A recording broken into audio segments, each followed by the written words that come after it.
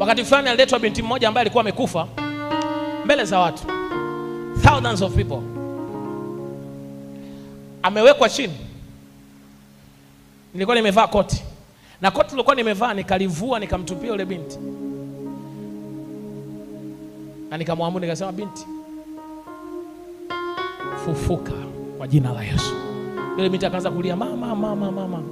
Sijawahi kuona wanaume wanalia. Siku ile niliona wanaume wanalia kama watoto, kuona ule muujiza, kwa sababu hakuna aliyekuwa ananisaidia kuomba. Wote walikuwa wamekaa wanaangalia, ngoja leo tuone.